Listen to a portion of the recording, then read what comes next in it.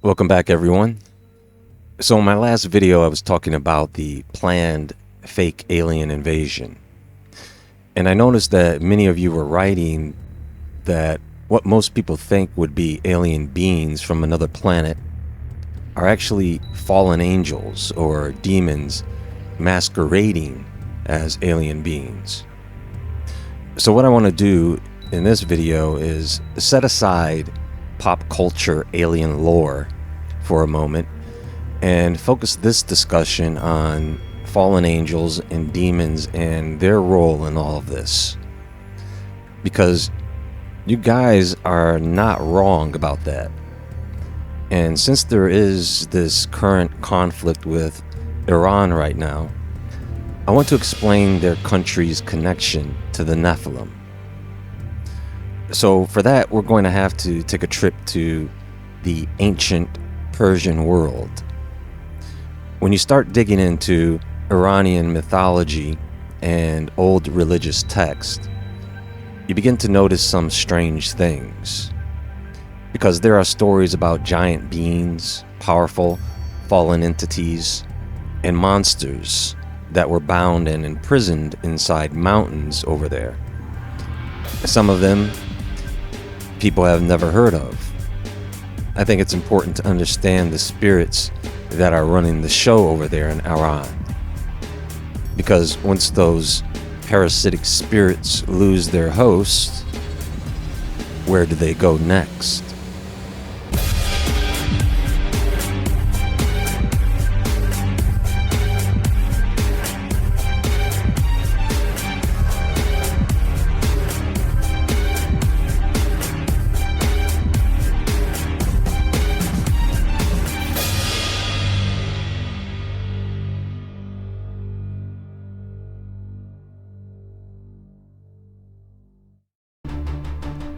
Since the dawn of time, shadows have followed us.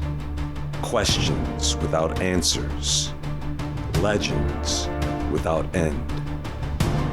Whispers speak of worlds hidden from sight. Truths buried in myth, carved in stone, and locked away in secret text and hidden vaults. Across every culture, every age, fragments remain. Clues to something vast, something forbidden, something waiting. This is Legends Mystery Masterclass.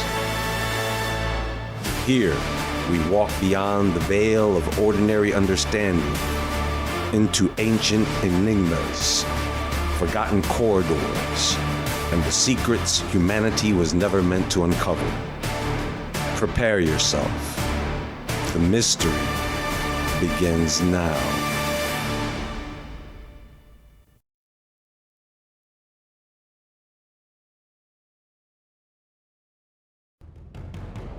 So, in the Bible and the Book of Enoch, there is the story of the sons of God, or the Watchers, who descended to earth and took human women as wives. Those women then gave birth to the half-human, half-angel hybrids, more commonly known as the Nephilim or giants. When those giants died, or when they were killed, their spirits had no place in heaven, and their spirits had no place on earth. So they remain, to this day, as disembodied spirits.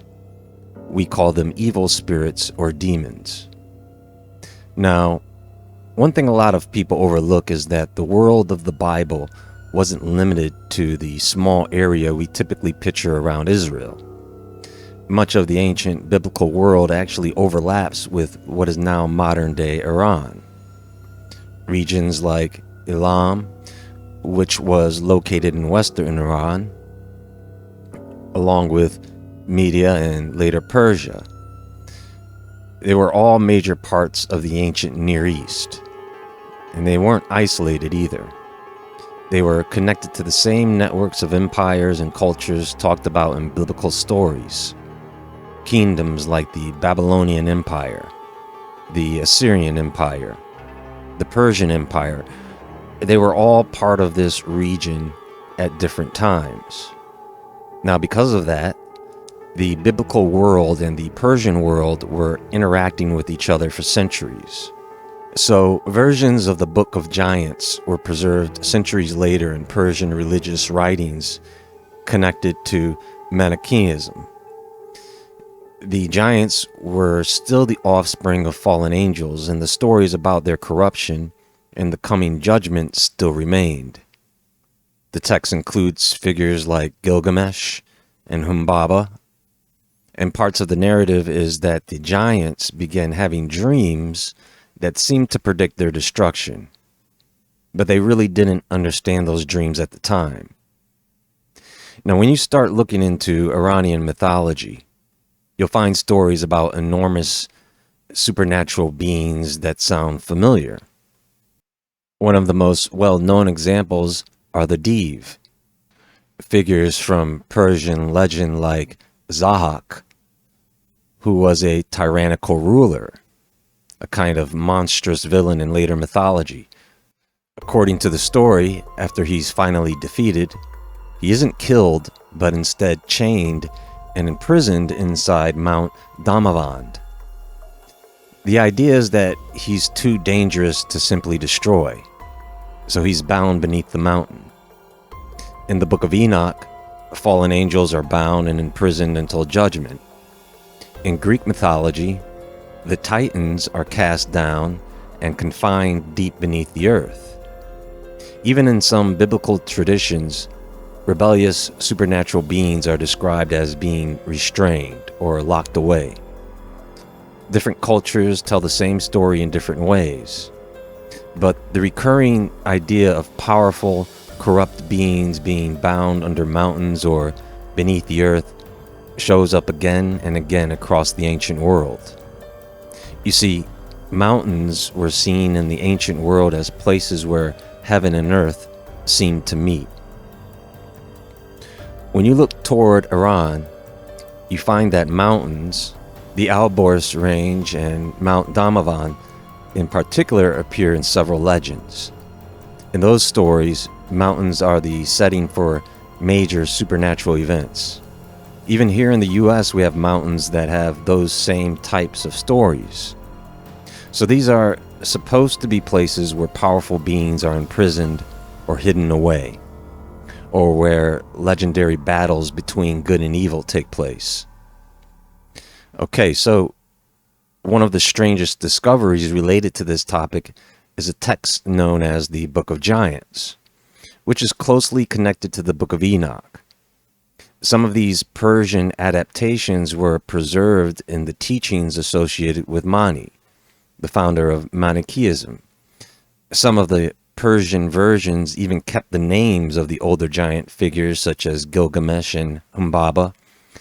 The creatures called the Div appear frequently in the epic poem Shahnameh, written by Ferdowsi. The Div are typically described as enormous, violent supernatural beings that oppose humanity and disrupt divine order. In many stories, they are portrayed as giant monsters rather than ordinary spirits. The description of the Div is similar to biblical descriptions of the Nephilim. Okay, so same beings. Keep in mind, these beings constantly look for ways to influence the physical world again. And one of the ways ancient writers believe they did that was by attaching themselves to human hosts. Now, if you apply that worldview to the ancient Near East, in this case, Iran, in many traditions across that region, powerful rulers or political leaders, they were often believed to be influenced or guided by unseen spiritual forces. Ancient people frequently described kingdoms as being connected to spiritual powers behind the scenes, right? So if someone were following the Enoch narrative, they might imagine that some of those same disembodied spirits connected to the Nephilim could have attached themselves to powerful figures in different empires over time. Iran which covered a huge part of the ancient world, would naturally be one of those places. I know some of you here listen to Mike from around the world. If you don't know who that is, let me turn you on to something, because he recently said something that I had to share with you guys. So let me play this short audio clip, which comes from Paul Begley's channel, and maybe that will help you put this all together and what you can expect in the near future because of what's going on in Iran right now. Remember, in my last video, I mentioned that this was all planned, and it all ends with Iran as we move deeper into this age of disclosure. Listen to this. To really have a good idea of who you're dealing with, and to actually make that ultimate connection with the disclosure, we have to go all the way back to Genesis 6. Something I have to clarify. It should help everybody understand with minimal words exactly what's taking place, because it's a spiritually serious issue that a lot of people are aware of. Even some of the secular people know this is an issue, and that's saying something. Imagine a person who is not really a Christian, but they've been deployed to the Middle East, and they know about the spiritual problem. I'm going to call it a problem, right? So to better understand that, we have to go back to Genesis 6. These, and of course, the Book of Enoch, a lot of people, they may not know about the Book of Enoch or may not fully subscribe to it, but it's more of a complementary book of history from a viewpoint of what happened with the Nephilim. And the story is when the fallen angels came down and mated with women, they bear children. Men of renown, great men, giants. Same thing David fought. The same thing Joshua went against. These were third, fourth, fifth, sixth generation Nephilim. But when they died, here's a declaration upon them. When they died, because they were both angel and mankind, not sanctioned by the living God, they were to be bound to the earth, trapped to this earth, roaming this earth, and they would be known as evil spirits. So that would be many of the demons people have been encountering, many of those familiar spirits, things of that nature. Okay, so keep that in mind. That means Hannibal, right? Many of the wars that we had in the past, all these nations that were against the living God were essentially overrun by them, right? So you had a lot of people who operated by the spirits of these Nephilim. How does that work? Even today, and it also has to do with chimeras and cloning. Even today, you have families, of course, that designate children for a duality, a spirit. Holy. So to understand that, you have to understand what they've been doing with chimeras. With chimeras, which is essentially an animal mixed with another species, and there are folks online who have gone into this. But I'm going to give you a hint about something maybe that's not well known. When they mix the DNA of these creatures, and geneticists, they've been highly successful in this. In fact, they poured more than $40 billion, $50 billion into chimeric research. And that's a big statement. That's serious. I mean, yeah, okay. It's USA. It's USA into USA. Chimeric research. Okay. So very specific. What they found was they can mix the species will grow up into the zygote stage. But as soon as these creatures are born, they take one breath and die. Every single time. Just one breath and die. Every time. Not sometimes, every single time. So they just die. They brought in some of these folks who were involved in some of the late NASA programs to solve this issue, because they were connected with the Germans, and some of them were Germans. So they knew the method of evoking spirits, right? Yeah. They actually evoke the spirits or attract the spirits of the Nephilim. When the spirits of the Nephilim are close to one of these creatures. It can enter into that creature if it chooses, and that creature will live, right? That's what happens. Are you talking about now, Mike? Are you talking about so they track the evil spirits, or they attract them? They have ceremonies to attract them. That's what. Okay, the ceremonies attract them. Yeah. Conjure that's what them up. Right. Okay. That's what some of the weirdos were doing, and I know people like Von Braun, but he was a weirdo. He was one of the guys involved in this, and he was actually he was in a high position involving witchcraft. We call it witchcraft. He was one of the guys. Anyway, they knew how to do this. There are families who do the same thing.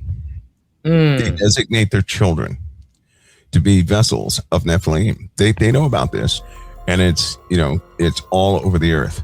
Now, just so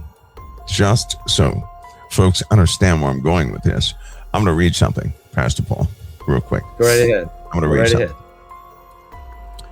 Matthew 12:43 states, when an unclean spirit is gone out of a man, he walketh through dry places, seeking rest, and findeth none. Many saith, I will return to the house from whence I came out, and when he is come, he findeth empty, swept, and garnished. Then goeth he, and taketh with himself 7 other spirits more wicked than himself, and they enter in and dwell there. And the last state of the man is worse than the first.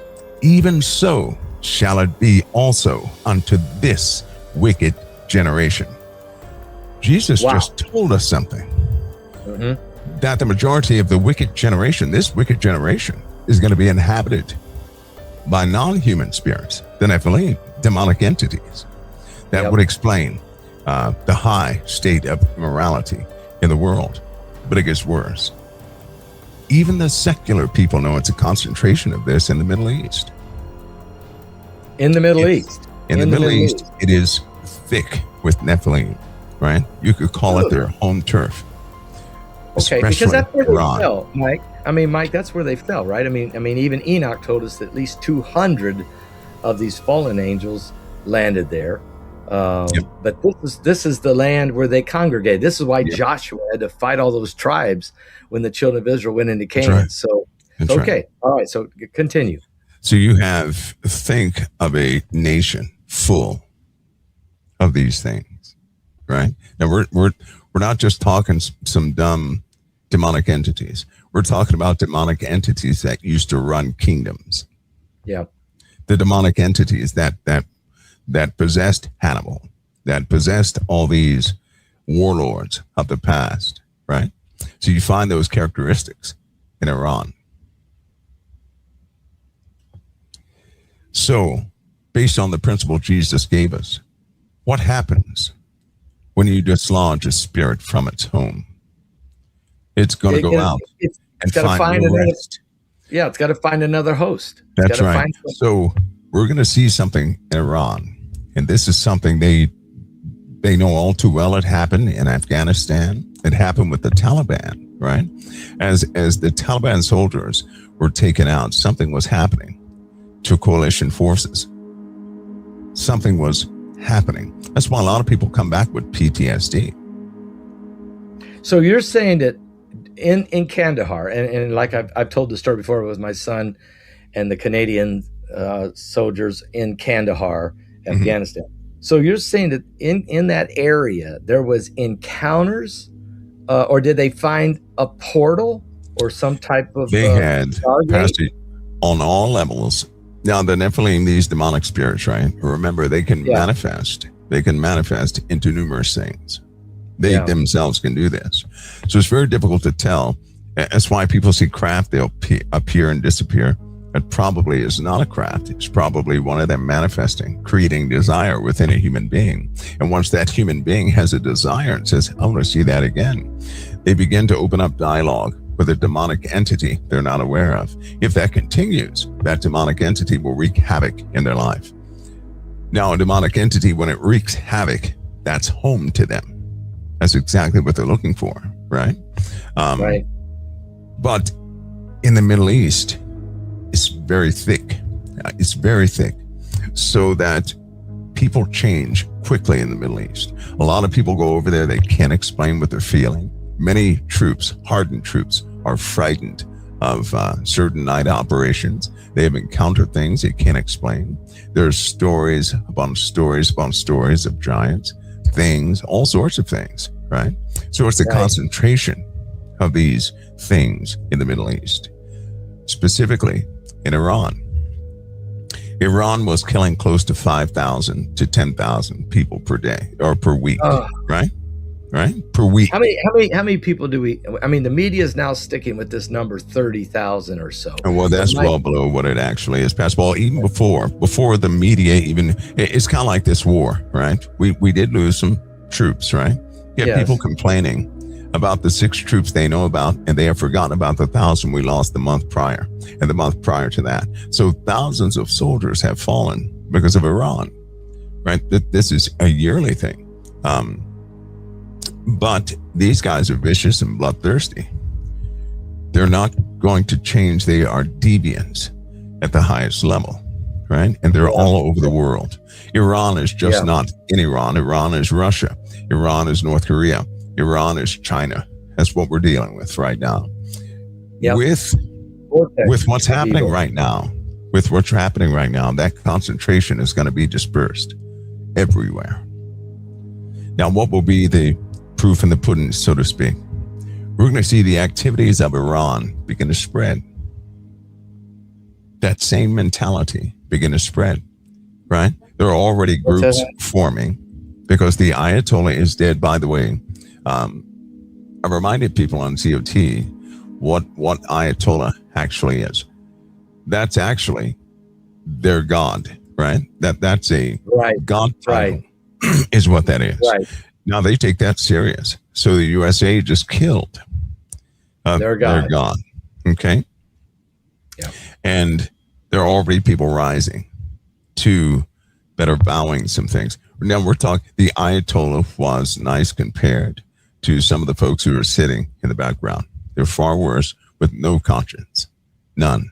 They're absolutely given over to darkness. And that will begin to spread.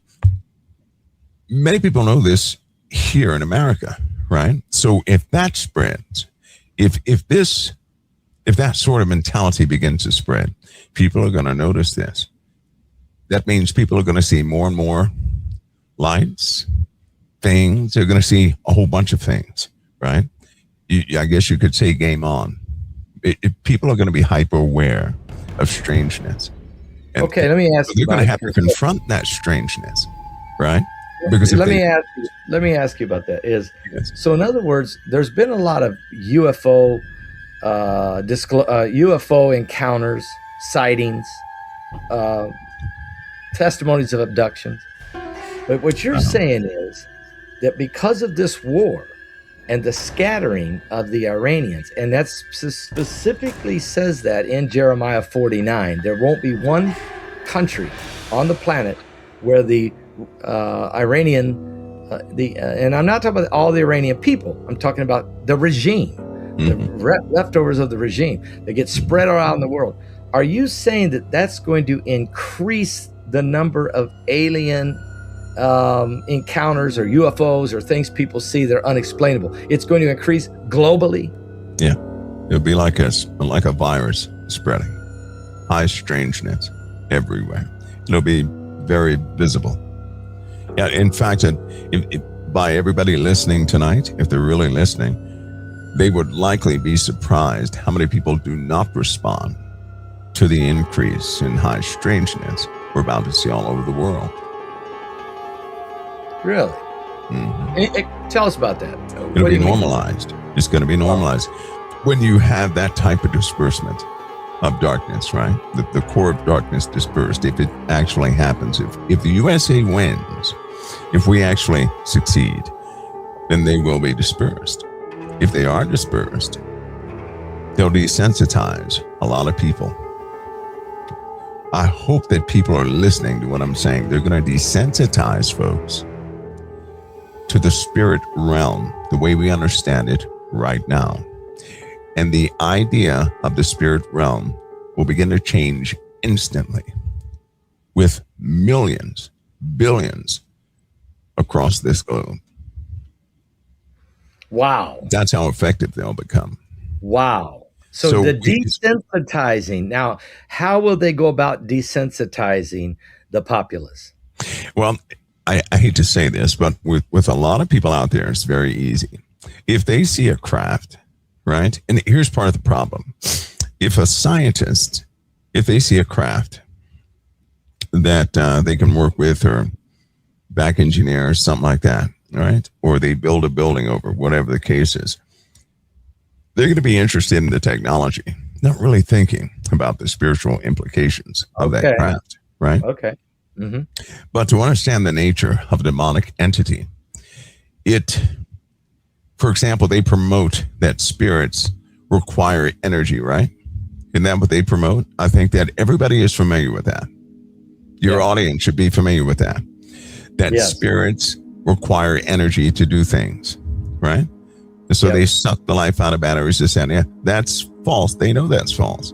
They're pushing this like a false narrative, retraining people's minds to actually believe that.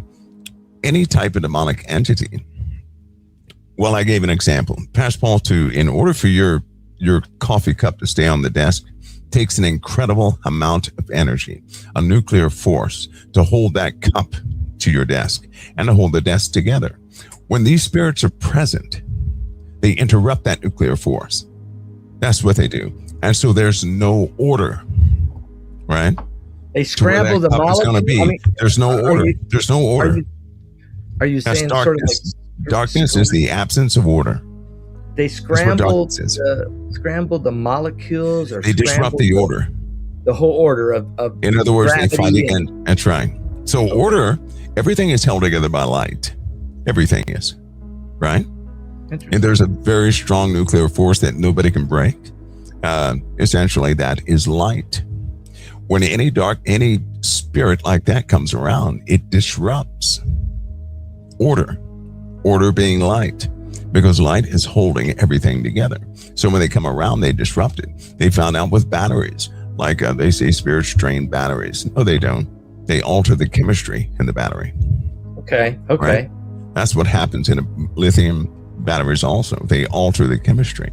And so there's no order. Mike, is that why the lights blink on whenever there's a demonic presence? Yes. I mean, I've been in homes where I've been praying and people there was deep, and the lights would either get real bright or they would flicker. That's right. Okay. They disrupted. Tesla wrote extensively about that, right? Tesla did. Of course, he was in communication with it. He thought he was connecting with the Akashic records. Anyway, there's a lot. They should come out with all these things. But the point being is that the people have been desensitized in part already to believe that these UFOs are exactly what they're being presented to be. The truth is, we may know what some of them are. We don't know what all of them are. We don't. But the disruptive side is going to spread. More and more people are going to have these encounters. More and more people are going to believe. And more people are going to be challenged concerning their belief in Christ the way they believe now. This will begin a severe degradation. The only way the Antichrist is ever going to come forward is through the absence of the Holy Ghost. And the Holy Ghost inhabits or is with all people who believe in Christ. But if they start to not believe due to some of the rhetoric that's about to come around, right? And we are. So think of it as an assault, right? That's it's really going to take its toll. If any of this is correct, we'll begin to see it almost immediately upon success of this operation, upon the disbursement of those people. We'll begin to see it almost immediately.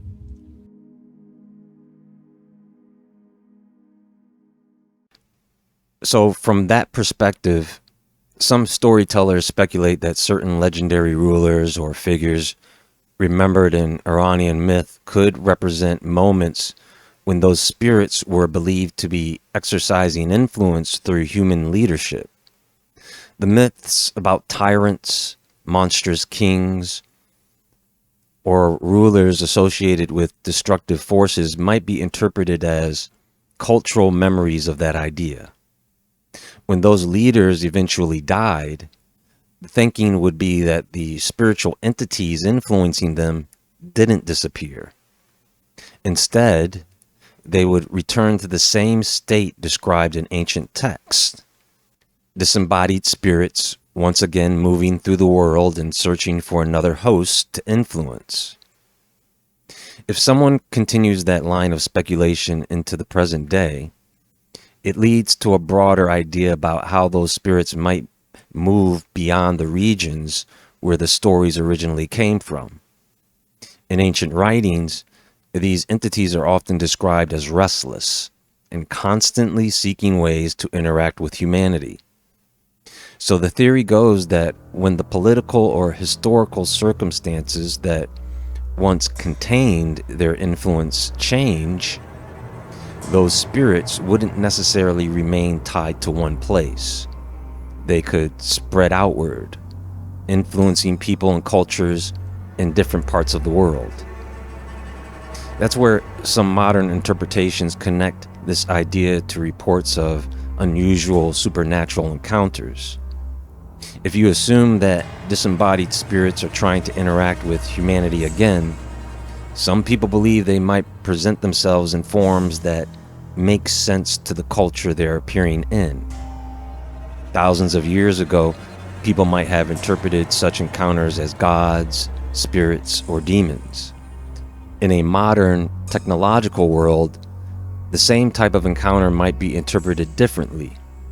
Instead of appearing as ancient spirits, the theory suggests they could masquerade as something that fits modern expectations, like extraterrestrial beings. You see?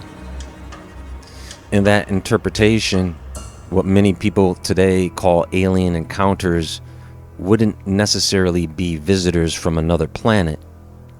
Instead, they would be the same kinds of deceptive spiritual entities described in ancient writings, simply presenting themselves in a different form that matches modern beliefs about space and advanced civilizations.